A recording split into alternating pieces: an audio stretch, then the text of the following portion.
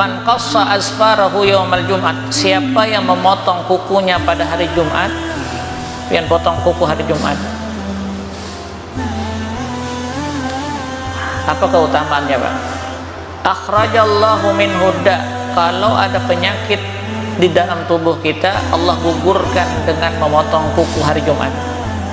Redaksi ini namanya redaksi nakliyah, konsepnya ketuhanan. Sekalipun secara akal sehat bingung mengaitkan apa hubungannya. Konsepnya nakliyah namanya.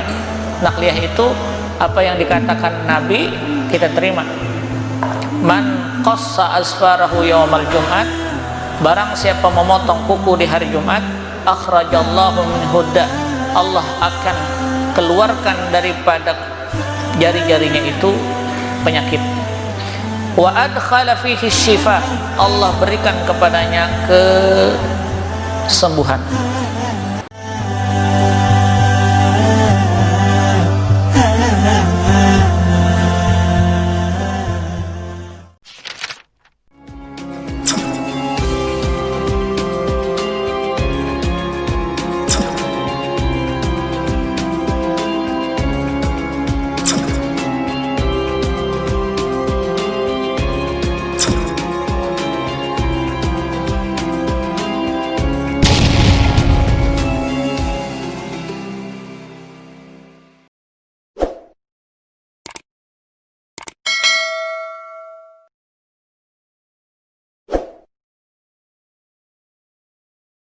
Bismillahirrahmanirrahim. Alhamdulillahi rabbil alamin. Wa bihi nasta'in ala umuri dunya waddin. Salatan wa salaman daimaini mutalazimaini ala nabiyyina al-amin wa ala alihi wa ashabihi wa man ihtada ila yaumiddin, wa ba'du. Subhanaka la ilma lana illa ma 'allamtana innaka antal alimul hakim, wa tub 'alaina innaka antat tawwabur rahim. ولا حول ولا قوة إلا بالله العلي العظيم. قال مؤلف رحمه الله تعالى: ونفعنا بجميع علومه وحشرنا في زمرته في الدارين آمين. وأن حميد ابن عبد الرحمن قال: من قص أظفاره يوم الجمعة أخرج الله منه الداء وأدخل فيه الشفاء. وروي عن رسول الله أنه لما دخل الجنة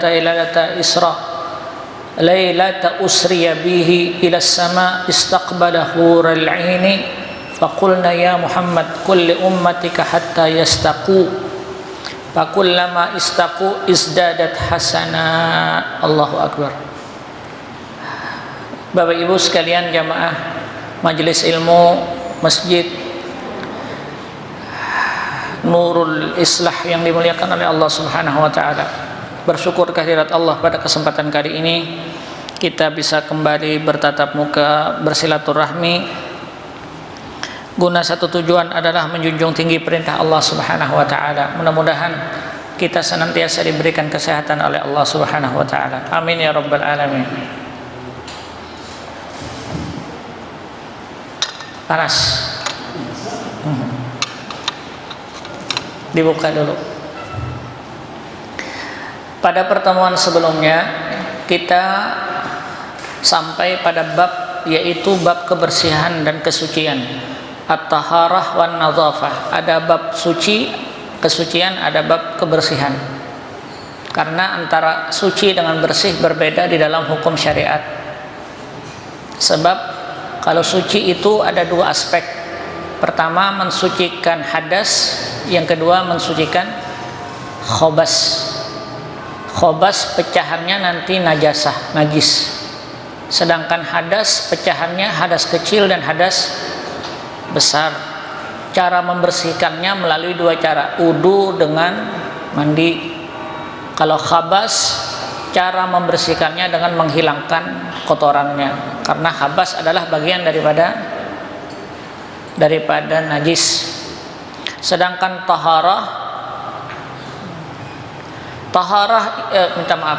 an-nadhafah, sedangkan kebersihan kaitannya dengan sunanul fitrah, menjaga kesucian diri. pian begunting sebulan sekali, atau nazafah bagiannya, menjaga kebersihan. Mencukur bulu ketiak, dibersihkan pakai kapur, hanya dicabuti. Ini bagian kebersihan babnya. Menjaga kerapian kumis, kebersihan. Menjaga kerapian janggut. Banyak orang berbicara tentang kebersihan janggut, maksudnya berbicara tentang itfa'ul lahyah. Itfa dalam bahasa Arab memelihara. Lalu dari bahasa itu la tudfi'ul lahyah, jangan kau potong janggutmu. Akhirnya ada yang mengharamkan memotong janggut, padahal bahasa al-itfa maknanya memelihara. Banyak orang berjanggut tapi karas, ada pernah disampoi, ada pernah minta maaf sampai berkutu. Keliru juga memahami hadis itu. Jadi memelihara, nyaman. Nah itukah kisahnya, karena ulun berjanggut makanya janggut pelihara. Jumlah janggut yang ada di sini dalam hadis di Tankihul Qaul, dalam kitab Tankihul Qaul, jumlah bidadari yang kita punya di dalam sorga, hitung janggut pian. Kalau kada ada bisi janggut, kada ada bisi bidadari.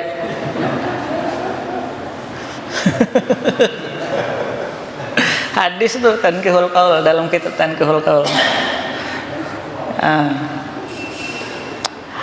Oke, Bapak Ibu sekalian, itulah bab kebersihan yang harus kita pelihara. Sekarang kita lanjutkan hadisnya.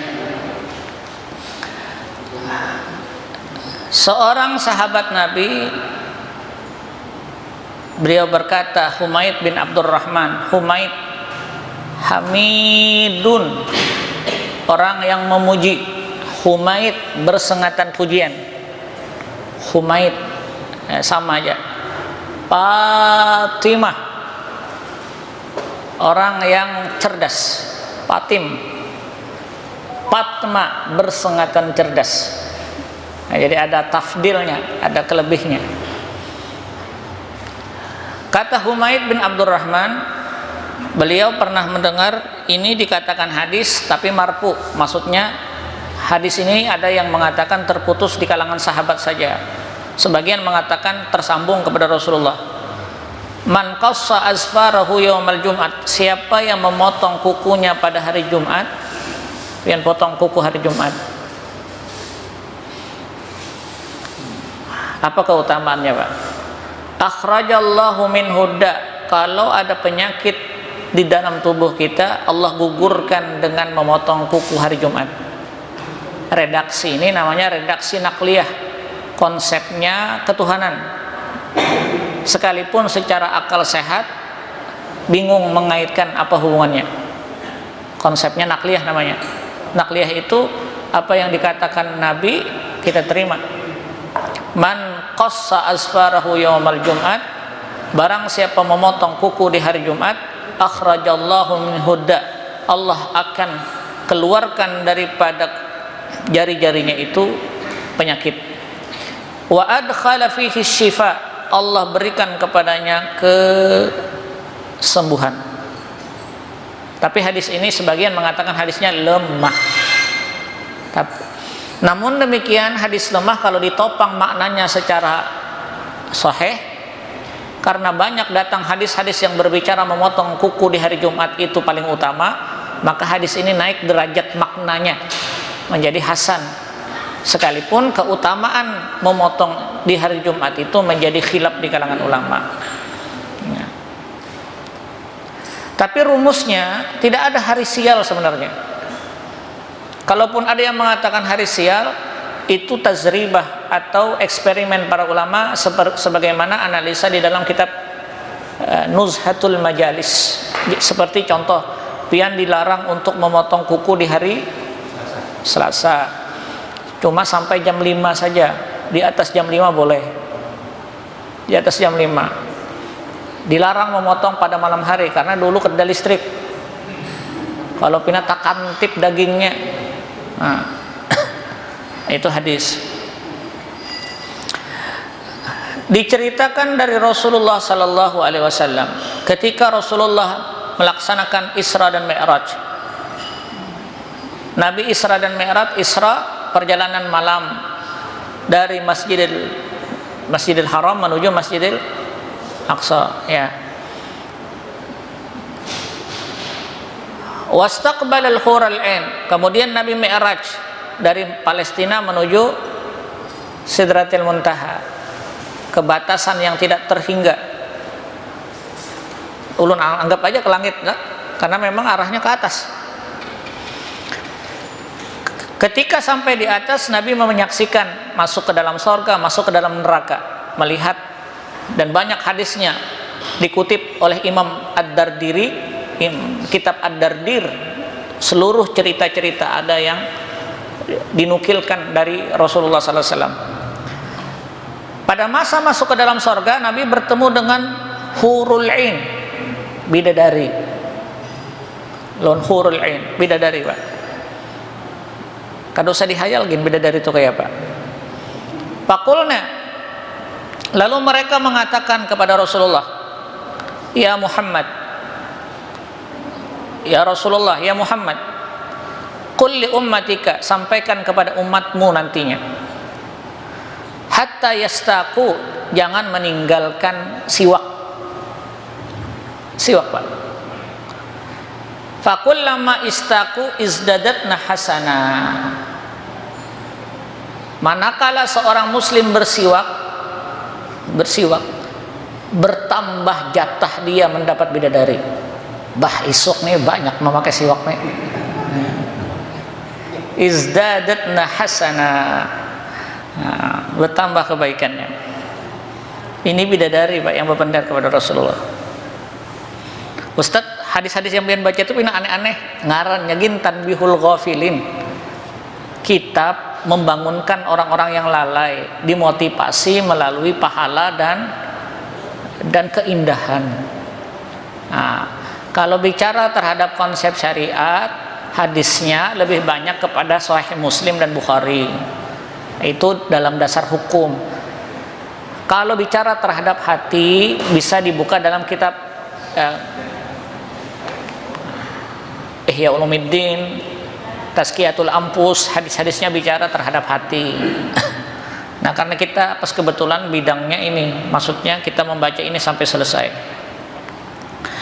Waruya Ibnu Shihab anin Nabi, diceritakan Ibnu Shihab, As-Shihabuddin Az-Zuhri, Rasulullah berkata, man qallama asfarhu yaumal jum'ati kana lahu amanan minal jazam. Nah, ini pas hadisnya sesuai dengan corona.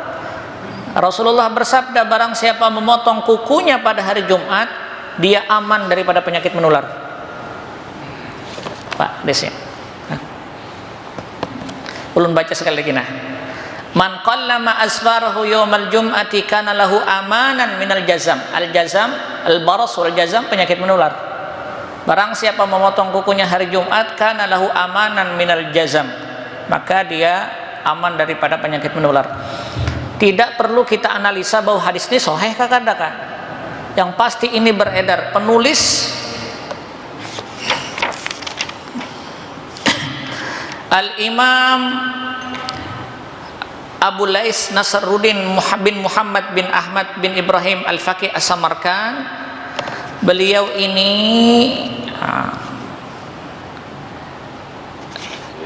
meninggal dunia pada tahun 373 Hijriah. 373 Hijriah itu sudah perkembangan pembukuan hadis, karena Imam Bukhari itu lahir di sekitar tahun 250-an. Imam Syafi'i lahir 150 Hijriah. Setidaknya jeda beliau dengan Rasulullah hanya perantaranya 300 tahun, mendekat dengan tabi'in dan sahabat. Kalau di kita nak beranalisa,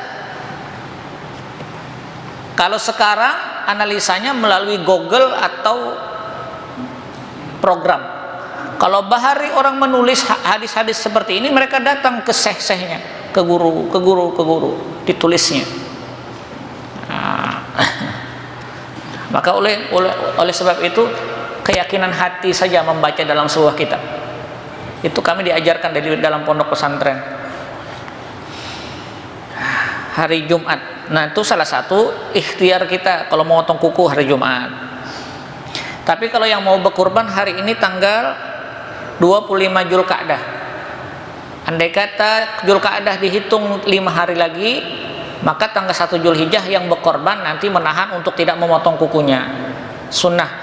Man ra'al hilala Zulhijjah, barang siapa melihat awal Zulhijjah wa arada ayyudahi, dan dia ingin melaksanakan kurban, maka janganlah memotong kukunya sampai dia selesaikan udhiyahnya atau kurbannya. Jadi 10 hari itu menahan. Oh, ya amunnya berkurban hari Jumat, kalau hari Sabtu 11 hari berarti. Sunnah hukumnya, sunnah. Kalau ditinggalkan bagaimana Ustadz? Kalau ditinggalkan tidak masalah, tapi kalau dikerjakan luar biasa.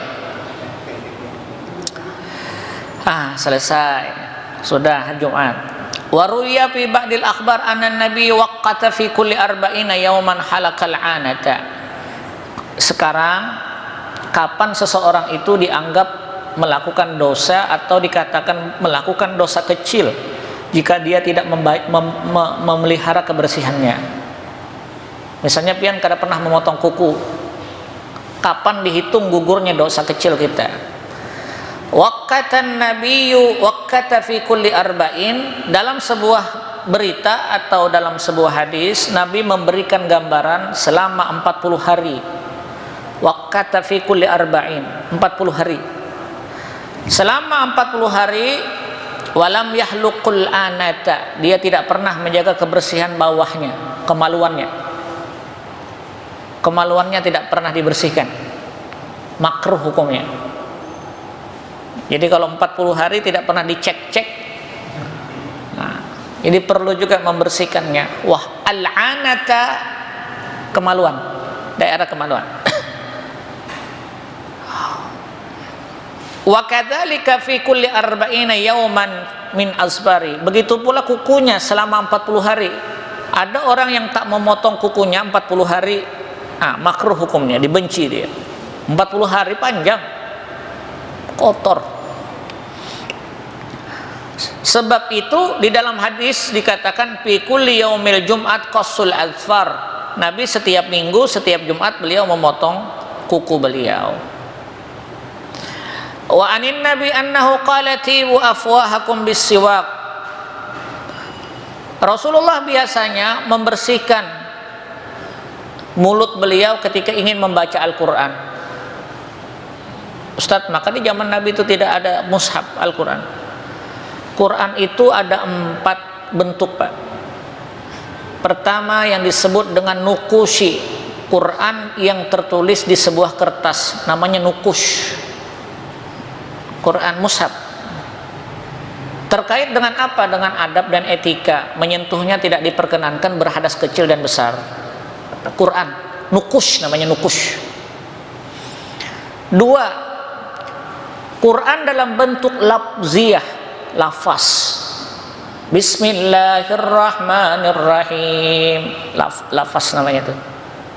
Padahal kita kadang megang Quran, tapi ucapan kita Quran lafziyah. Setiap sesuatu ada niatnya. Sekalipun lafaz, dilarang seorang yang melakukan lafaz berucap dalam kondisi dalam kondisi berhadas. Orang haid dilarang lafaznya. Imam Syafi'i memberikan solusi kecuali niatnya zikir. Hendak guring karena biasa sudah tidur nih membaca ayat kursi, lalu kebetulan haid pada masa itu, akhirnya terbaca ayat kursi. Niatnya niat zikir. Niat zikir. Bagaimana membedakannya? Bedanya niat zikir itu diucapkan tidak terikat dengan sebuah bacaan. Maksudnya saja aku membaca Al-Quran, tidak. Dia langsung spontan. Itu zikir namanya, labziyah namanya, labziyah. Yang ketiga makna, nukushi, labziyah, makna. Wujud Quran dalam bentuk makna itu bagaimana? Orang yang mengamalkan Quran, dia berjalan tapi perilakunya Quran, itu makna. Yang keempat al-qaim bidzatillah, yang ada di sisi Allah. huwa kalamullah, adalah firman Allah yang tidak bertutur, tidak bersuara, tidak berhembus, kalam. Wallahu a'lam, hanya Allah yang mengetahuinya. Adapun yang kita pegang namanya nukushi. Nah, setiap Nabi membaca Quran secara nukushi atau labziyah, memegang mushaf atau beliau menuturkan kata, beliau memegang siwaknya, beliau menyikat gigi. Nah, berarti kalau kita ingin analogikan bahwa siwak membersihkan mulut, maka sah bagi pian sebelum pian melaksanakan baca Quran, sikat gigi dulu, sunnah hukumnya. Atau kalau punya siwak, pakai siwak, sunnat hukumnya. Lalu Nabi mengatakan, tibu afwahakum bis-siwak, bersihkan mulut-mulut kalian itu dengan siwak. Fa inna afwahakum turuqul Qur'an, karena mulutmu akan menjadi arah untuk membaca Al-Qur'an. Maka ini sebenarnya kalau kita kadang mengajarkan anak-anak kita, kalau dia membaca Al-Qur'an dari awal, kita tidak pernah menegurnya, tidak pernah memerintahkannya untuk membaca melalui membersihkan mulut, terbiasa kananya. Guru-guru TK Al-Quran perlu juga itu, menanamkan supaya anak-anak tuh sudah sikat gigi belum. Kan sekarang pakai metode umi biasa kalau tahfiz itu. Kalau jilid 1 jilid 2 sekarang ulun lihat metodologinya umi. Metodologi umi itu pekerjaannya Pak kurang lebih 40 menit sampai 60 menit. Ada pembukaannya, ada murajaahnya, mengulanginya, ada penanaman konsepnya, ada metodenya bagus. Makanya cepat anak sekarang hafal Quran pakai metode ummi itu. Tetapi guru-gurunya juga harus distandarkan bagaimana etika adabnya itu. Faqala al-faqih rahimahullahu taala, as-siwaku ala thalathati awjah, imma an yurida bihi wajha Allah taala wa iqamati sunnah, wa imma yuridu naf'an nafsihi, wa imma yuridu bihi wajhan nas. Fa in arada bihi wajha Allah taala wa iqamati sunnah fa huwa ma'jur, wa kullu salatin ta'dilu sab'ina kama jaa fil khabar. Wa in arada bihi nafsahu fala ajrun lahu wa huwa muhasibun bihi, wa in arada bihi riya fa huwa muhasibihi athimun. Niat bersiwak itu ada 3. Motif orang bersiwak itu ada 3. Dalam analisa hadisnya menurut Imam Abu Lais As-Samarkandi, kata beliau, yang pertama, niat orang bersiwak itu karena ingin mendapat keridhaan Allah. Kenapa kamu bersiwak? Kada hendak macam-macam, karena Allah perintahkan. 2, wa imma ayurida naf'a nafsi, ada orang bersiwak karena ingin mendapatkan manfaat dari siwak itu, supaya gigi putih, gigi kuat. Gigi kuat baik menginang. 2, 3, motif orang bersiwak yuridu bihi wajhan nas, supaya dipuji oleh orang lain. Wah, gigi sidin tuh putih benar karena bersiwak terus. 3 motif ini memiliki keadaan masing-masing. Jika seseorang melakukan siwak hanya ingin mengharapkan keridhaan Allah dan mendirikan sunnahnya Rasulullah, fahuwa ma'jurun indallah, maka dia mendapat pahala yang besar. Bahkan setiap sholatnya dihitung 70 kali lipat besarnya dibanding orang sholat yang tidak bersiwak. Berarti kalau hendak bersiwak itu ada juga, sahaja aku bersiwak karena Allah Ta'ala, niat. Wa in arada bihi naf'an nafsihi, kalau dia ingin mendapatkan siwak, melakukan siwak karena ingin mendapatkan manfaat daripada dirinya untuk menjaga kesucian giginya dan sebagainya, pala ajrun lahu, dia tidak dapat pahala. Nah, ini tatanan adab namanya. Jadi kalau bahasa, mungkin bahasa orang bekerja itu attitude-nya nih, apa ngarannya, akhlaknya. Jadi kalau ingin mendapatkan siwak karena faktor ingin bermanfaat pada diri kita, maka tidak dapat pahala. Wa in arada bihi riya, jika dia bersiwak karena ingin dipuji orang, fahuwa muhasibun bihi athimun, perbuatan itu tergolong dosa karena dia melakukan sesuatu yang memang meminta balasan daripada manusia. Muhasabun athimun, dia dihitung menjadi dosa. Wa iyadzan billah. Jadi intinya kalau melakukan sesuatu hendaklah hanya karena ingin melaksanakan sunnah, itu aja. Bersiwak, kenapa bersiwak? Ingin melaksanakan sunnah, sunnah Rasulullah, itu aja jawabannya. Wa anit tawus tabi'in, Tawus itu apa Pak? Tawus itu burung merak, ya kan? Nang terbuka buntutnya itu Pak, burung merak kan? Kenapa Imam Tawus itu disuguhi burung merak? Karena beliau itu berjalan dari jauh, menurut sebagian kalangan berjalan dari jauh tidak terlihat seperti orang yang gelap, karena memang fisiknya kulit sini itu agak hitam. Tapi manakala mendekat seperti burung merak menampakkan cahayanya, maka dipanggillah Tawus, burung merak. Kayak orang Afrika itu kan tertawa putih giginya, Imam Tawus. An Ibnu Abbas radhiyallahu taala anhuma, beliau bertemu dengan Abdullah bin Abbas, kata beliau, katanya, wa idh ibtala Ibrahim rabbuhu bikalimatin fa'atammahun qala inni ja'iluka lin-nasi imama. Ketika Ibnu Abbas membaca ayat surah Al-Baqarah ayat 124, wa idh ibtala Ibrahim rabbuhu bikalimatin fa'atammahunna, ketika Nabi Ibrahim diuji oleh Allah dengan beberapa kalimat dan dia sempurnakan kalimat-kalimat itu, Allah berfirman kepada Nabi Ibrahim, sesungguhnya aku menjadikan engkau untuk manusia ini menjadi imam, pemimpin. Qala ibtalahu bitaharati khamsin fil ra'si wa khamsin fil jasadi fa ammal lati fil ra'si. Maksud daripada menguji Nabi Ibrahim itu, maksudnya ibtalahu bitaharah, Allah menguji Nabi Ibrahim dengan kesucian. Ada berapa kesucian? Khamsun fil ra'si, ada 5 yang ada di kepala. Adabnya Pak, ada 5 yang ada di kepala. Wa khamsun fil jasad, ada 5 yang ada pada tubuh. Fa ammal lati fil ra'si, adapun 5 di atas kepala, di area kepala, faqassus syarib, kumis untuk dibersihkan, wal madmadah, kumur-kumur, wal istinsak, memasukkan air ke hidung. Ini syariat mulai zaman Nabi Ibrahim. Kumis, kumur-kumur, al istinsak, masukkan air ke hidung, wasiwak, kemudian bersikat gigi atau siwak. Berapa dah? 4. Wa farraqa ra'si, kemudian merapikan rambut. Jadi merapikan rambut ini bagian sunnah juga. Jadi jangan juga berkopiah terus, karena kalau berkopiah terus, kalau musim panas longor jadinya.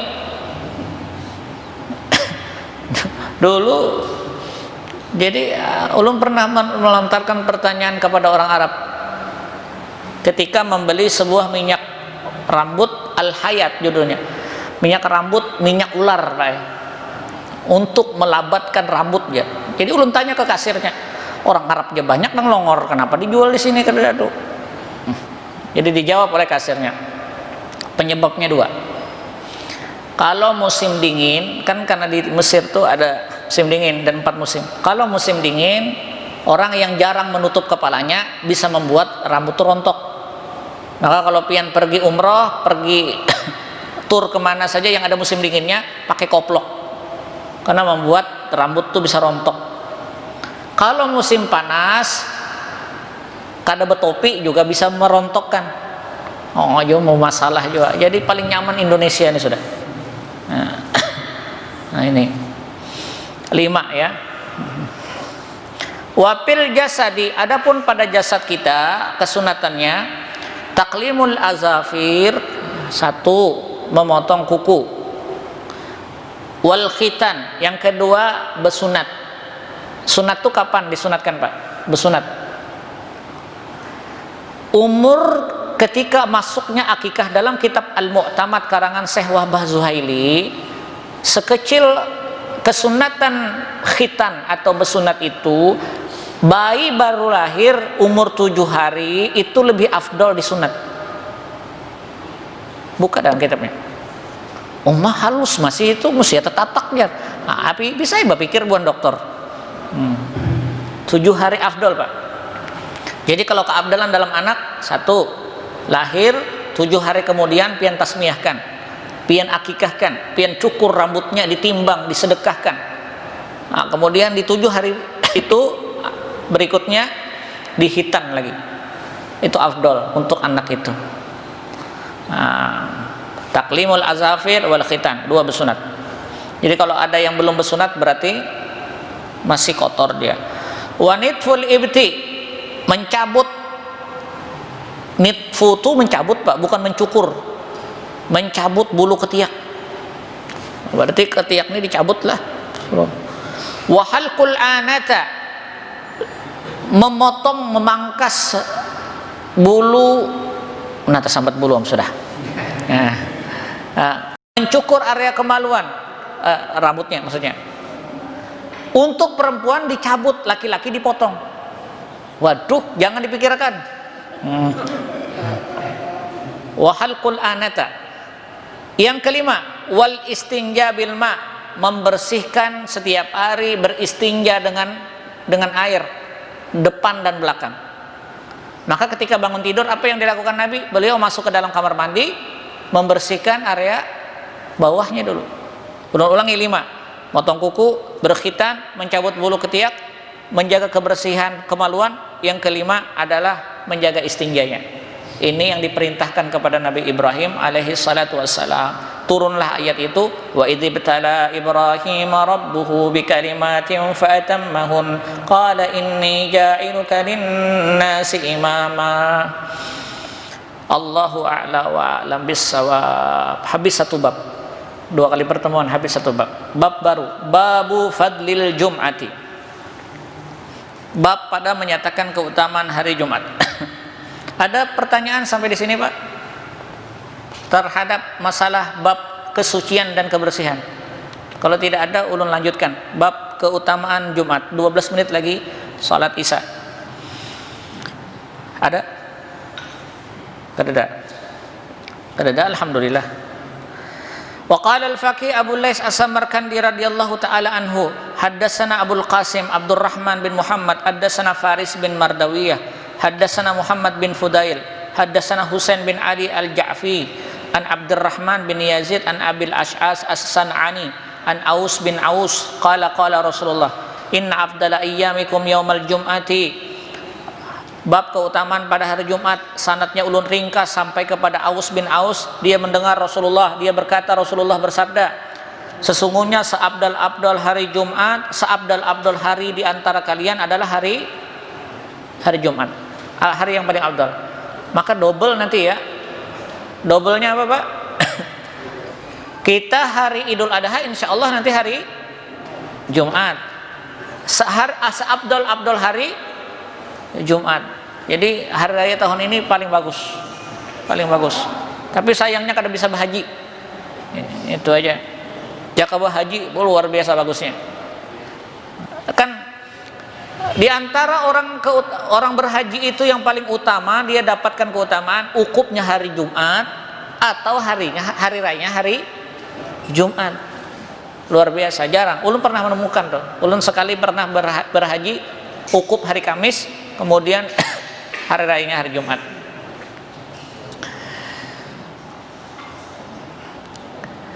Wa fihi khuliqa Adam. Hari Jumat Nabi Adam diciptakan. Nabi Adam diciptakan hari Jumat. Wa fihi qubida. Nabi Adam meninggal juga hari Jumat. Wa fihi nufkhatu. Hari Jumat juga Nabi Adam setelah diciptakan hari Jumat pula ditiupkan ruhnya. Fa'akthiru fihi alayya minas salati. Maka karena hari Jumat itu hari paling utama, sebab itu kata Rasulullah, perbanyaklah salawat kepadaku. Fa inna salatakum ma'rudatun alayya. Karena salawat-salawat yang kita baca di hari Jumat langsung sampai kepada Rasulullah sallallahu alaihi wasallam. Qalu ya Rasulullah, wa kaifa tu'radu salatana wa kaifa tu'radu salatuna alayka wa qad balita. Rasul, bagaimana salawat itu bisa sampai kepada engkau sedangkan engkau satu saat nanti akan musnah, maksudnya meninggal dunia. Faqala ataquluna qad bulitu innallaha ta'ala harrama al-ardi an taqula ajsadul anbiya alaihi salatu wassalam. Nabi berkata, sekalipun engkau katakan aku akan binasa, aku akan meninggal nanti satu saat, tapi Allah mengharamkan jasad para nabi dan rasul untuk dimakan oleh tanah. Antakulal ajasadul anbiya, Allah akan mengharamkan tanah atau bumi untuk memakan jasad para nabi dan rasul. Jadi, nah ini konsepnya Pak Ai dikembangkan. Hadis inilah yang dikatakan ketika orang ziarah kubur itu perbedaan ulama di kalangan ulama tentang masalah tawassul terhadap orang yang telah meninggal dunia. Karena di sini konsepnya nabi dan rasul tidak meninggal di hadapan Allah, atau ketika mereka berpindah alam ke alam barzah, para jasad-jasad mereka itu tidak dimakan oleh bumi. Maka oleh sebab itu tawassul dengan orang yang telah meninggal dunia khilaf di kalangan ulama. Ada yang membolehkan, ada yang kada. Nah, jadi kemana kita mengarahkan, kemana pian belajar dan hati mengarah ke sana. Yang menguatkan, yang membolehkan kuat dalilnya, yang melarang pun ada dalilnya. Yang kada bagusnya yang becakut. Nah, jadi itu keyakinan kalau menurut ulun. Ini dasar dalilnya. Kita bersalawat, Allahumma salli ala Muhammad, ya Rabbi salli ala Muhammad, ya Rabbi salli alaihi wasallim. Bersalawat. Jangan Nabi sampai kepada Rasulullah, sedangkan Rasul sudah meninggal. Wa kaifa tu'radu alaika, bagaimana salawat itu sampai kepada engkau? Masuk akal Pak pertanyaan para sahabat tuh. Nah, di situ diambil. Sedangkan para nabi dan rasul pewarisnya adalah para ulama. Disitulah ditulis oleh seorang ulama besar namanya Ismail An-Nabhani. Beliau tulis Jami' Karamatil Auliya, kumpulan-kumpulan keramat para wali, yang di dalamnya bercerita bagaimana proses yang tidak bisa dimasukkan ke dalam akal. Contoh, Ibnu Ajibah berhadapan langsung dengan syekhnya, gurunya, yaitu Ibnu Athaillah Iskandari ketika menulis bukunya, padahal gurunya sudah meninggal. Nah ini kan khilaf Pak, kada kau dirasakan. Pengobatan ningsih kalian tahu? Ningsih itu kan jinnya kuat juga tuh. Nang dikeluarkan jin, inya pun bejin. Jadi ramai itu, orang kada melihat kada, tapi dua-duanya saling berantem tuh. Secara kasat mata kita kada melihat, tapi ketika orang melihat alam ruh, dia melihat nampak itu. Sama bicara terhadap masalah tawassul. Allahu a'la wa a'lam bissawab. Sampai sini insyaallah kita lanjutkan bab fadlil Jumat. Mudahan panjang umur, sehat walafiat, dan dipeliharakan oleh Allah Subhanahu wa taala. Amin ya rabbal alamin.